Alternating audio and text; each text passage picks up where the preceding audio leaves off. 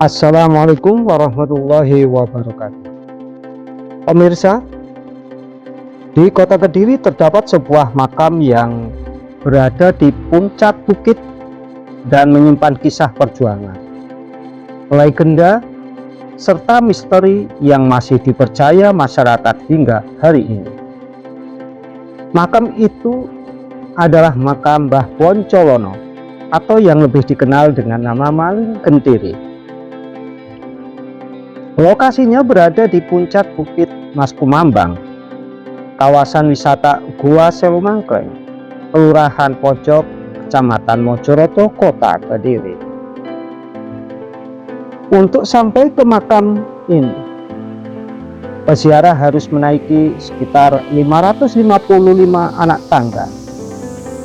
Sebuah perjalanan yang tidak hanya menguras tenaga, tetapi juga mengajak kita menelusuri jejak sejarah masa lalu.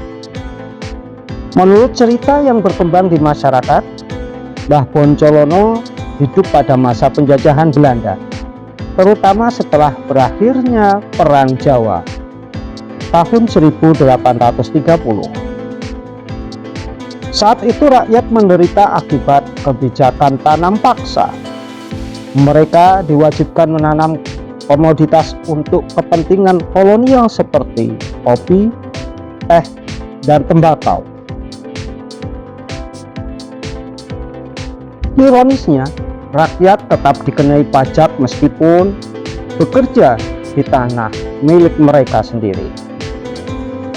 Di tengah penderitaan itulah muncul sosok Ki Boncolono. Beliau dikenal sebagai pembela rakyat kecil. Banyak masyarakat meyakini bahwa Ki Boncolono adalah tokoh yang sama dengan Maling Gentiri, saudara dari Maling Kapal. Dua tokoh legendaris yang konon merupakan murid dari Sunan Ngerang dari pesisir utara. Mereka terkenal karena hanya mengambil harta dari orang-orang kaya yang zalim dan para pendukung penjajah, kemudian membagikannya kepada kaum fakir dan rakyat yang tertindas. Karena itulah sebagian masyarakat menyebutnya sebagai Robin Hood dari Kediri. Dalam perjuangannya, Ki Boncolono tidak sendirian.